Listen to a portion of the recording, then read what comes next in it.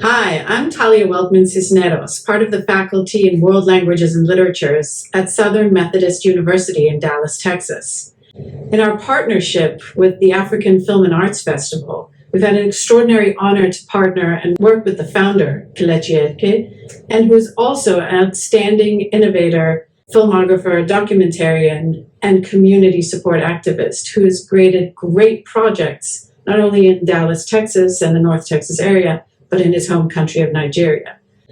We are excited to learn more about this project, find out about what inspired him to get started, and new and innovative and sustainable ways to partner with communities in Texas and Nigeria.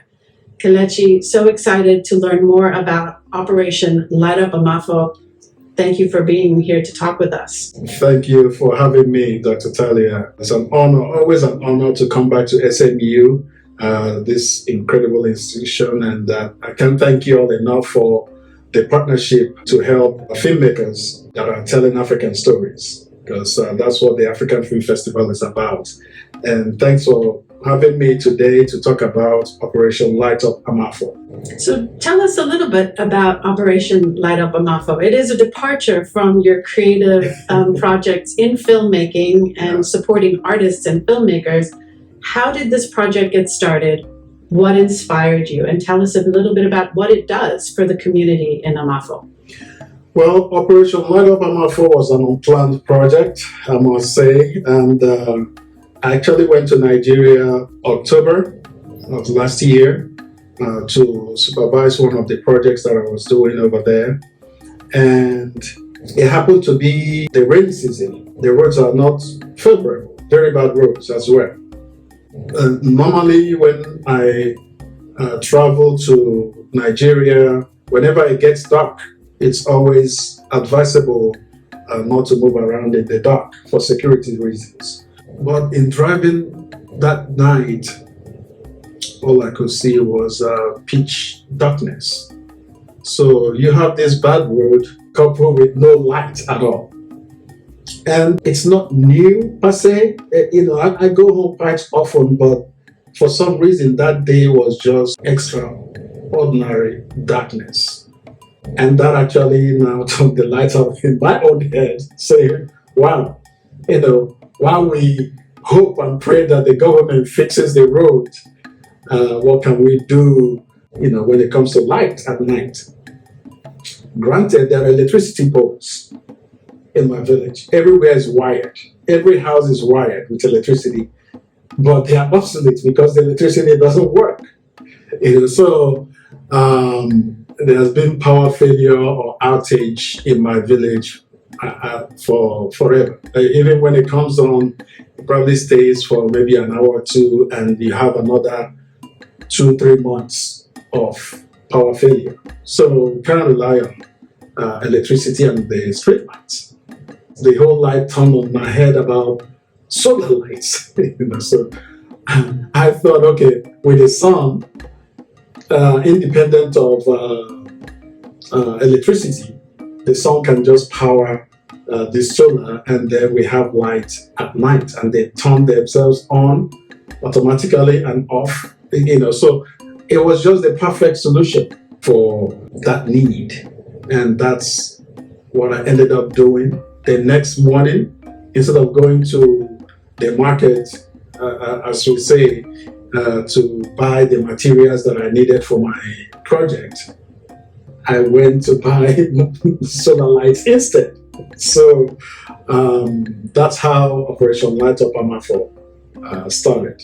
And immediately, I abandoned my project and started installing solar lights. So with a group of my cousins and friends, we were able to get the ladder, and we didn't even think about it. It was nothing to debate about. It was just, I saw the right thing to do and started doing it. So it came from this urgent, really practical need, Yes. and your personal experience that evening, and seeing also a way to have a sustainable source of energy for this village. Yes. Can you speak a little bit what that means for the village to think about sustainable, environmentally friendly solar power as opposed to the electric power that was not reliable. Yes. What does it mean short term in that moment, and then longer term for the village, for the community? It meant everything. Because keep in mind, you have people that haven't had electricity in a long time. That was just a new experience for us throughout the village. So just that sense of having light at night was more like a renewal of hope of better things to come in our village. And the promise that I made to myself from that October was to complete that project by Christmas, last Christmas, December, so that it becomes like a Christmas present to my village. And it actually happened. What I now did was posted a video to a group of my people here in the United States. All of us come home quite often, or most of us go home quite often, but it really never occurred to anyone, to take such an initiative. And when I posted it, I started getting feedback, comments. My sisters, my uncles, they all rallied around, to make it happen. And one of my uncles in particular, Chief Bart Okoro, was very instrumental in seeing to the reality of this. So what sounds amazing about this project, sustainability in many ways, right? Sustainable energy sources, but sustainability in bringing communities, transatlantic communities together, right? The communities here in Texas and back home in Amafor and in Nigeria, and bringing resources together in a sustainable way. That's right. There's this sense of independence now that we also have with this project without depending on any type of electricity or power source, because those sources are proven to be unreliable. And one of my very favorite shots in the whole exercise, one night I was driving back to the village, and I saw these two men under the light and playing the game of drafts, and that was just priceless. That shot that night was worth all the headache, the expenses. It was worth everything. And to hear those kids playing at night, it was just wonderful to behold. I remember the very first day we were installing the lights, and the solar lights comes on at a certain time. So while we were actually doing the installation, we got to this pole, and you see the kids were trailing and following us around. And then when we finished making that one pole installation and the lights came on, and you hear this cheer from the kids, it was unbelievable. It was quite fulfilling, and I believe it has brought the community back together, because that feel of the government has forgotten us or have forsaken us. We don't have steady electricity. To know that we are here to play a part or play a role in making it happen gives them joy, to say the least. We see the hope and the passion in you and the light, and you speak of this incredible project and what it means to you personally, but I think what stands out as well is the intergenerational opportunity and hope that it brings. The young kids, older community members, and more time together. Yes. In light. Yes, in light. I think that's a really special aspect of this project. A lot of people say that a lot of projects are done in villages and communities for political reasons or gains. Are you interested in the political future at all? No. I'm more of a humanitarian and activist than politician, but I'm willing to serve the people by appointment. So if I'm appointed to serve in any capacity I know I will do it and do it very well. But to put myself out there that I'm fighting for any position with anybody, no, I would not. That's not my intention. I just did this because I saw it as the right thing to do. Yeah. And speaking of serving the people, you've done a couple other important projects in the community. The soccer tournament that you organized, Gobi Cup and Villa Fest. Tell us a little bit about these other two initiatives. Well, Big Obi Cup is an annual event that I also put together for my village people. It's kind of like a village derby, is what I call it. It's a fun novelty match type of a thing in memory of my late father, Reverend C.S. Eke. So coming from Amafor, he actually married in Umoye, the neighboring village. So we have this Big Obi Cup in his memory. So it's Amafor versus Umoye every year, playing this derby. And people have asked me why not include other neighboring villages. Not as much as I would like to do things for other neighboring villages. This is a special thing between these two villages. That's how I would like to keep it. It's something that has become an event that the youths look forward to every year. And these two villages now have some type of bragging rights on who is going to win.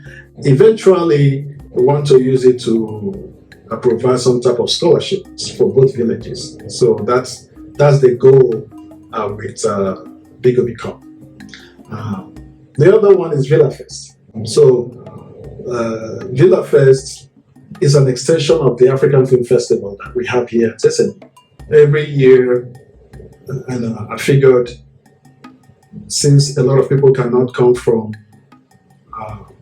Africa or Nigeria, or even my own people, where in Amafor in particular, they cannot come here every year to join us at TAFF.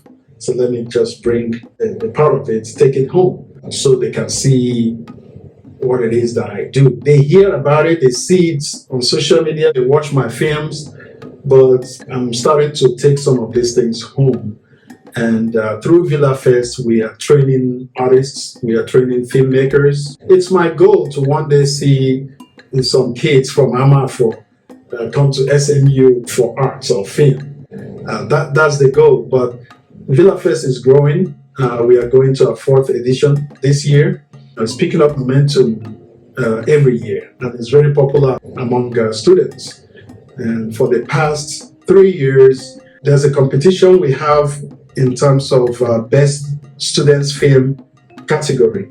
It's just a film project by university students. And so far, Imo State University has been beating all the neighboring universities. And so every year, the students are very energized to do better film. And part of the prizes for winning best students film is also to give them opportunity to come to the African Film Festival to showcase their film. Now, unfortunately, the visa issue has been a problem because the embassy is backed out with dates. So it's hard to finish a festival in December and host these students here in June. So it has really been a challenge, and we are hoping things will open up because part of the relationship we are trying to build here at SMU and back home in Nigeria is for these students to be able to have some type of exchange program, especially during these festivals, to gain the exposure to come here to see how beautiful this place is and the opportunities that lie over here as well. So that's the goal for Villa Fest. That's what we are building. It hasn't been easy, but we are working. But I think your projects really uplift relationship building, right? Yeah. Relationships across continents, relationships between villages, whether the soccer tournaments, where little yes. competition always helps, yeah. but that relationship building and sustaining and strengthening and uplifting those voices and stories behind the scenes who are creating incredible projects and making opportunities here as well as in Nigeria. Any other projects you wish to share with us that are... Well, the big one is Rootflix. It's always there.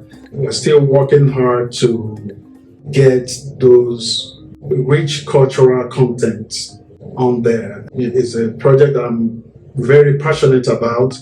I believe in it because everything is going digital in terms of consuming film.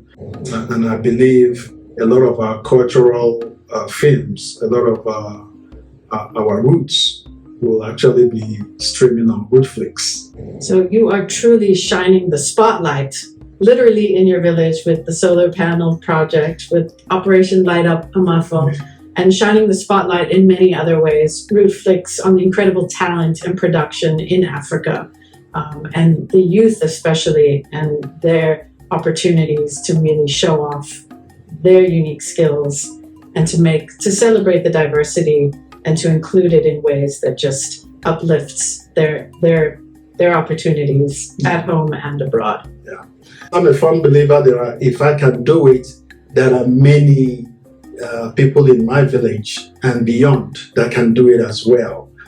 We have a lot of hidden talents, and I will do my part to unveil some of them. So. Take it to the producer, to director, to shine the spotlight on the hidden talent. Thank you for sharing with us this incredible project, Operation Light Up Amafor, and the other incredible projects and initiatives that you have implemented, are in development, not only in Nigeria, in your community, but here in North Texas and the United States as well. Extraordinary work. Thank you. Thank you so much for having me here. I appreciate it. Thank you.